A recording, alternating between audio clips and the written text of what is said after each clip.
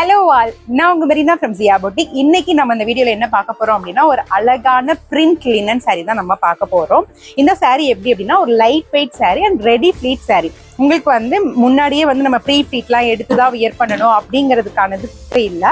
இது எப்படின்னா இந்த ஒவ்வொரு பிரிண்ட்டும் ரொம்ப ஒரு அழகான பிரிண்ட், லீவ்ஸ் மாதிரியே உங்களுக்கு. இது வந்து நமக்கு கேரண்டி பிரிண்ட் தான், பிரிண்ட் போகாது.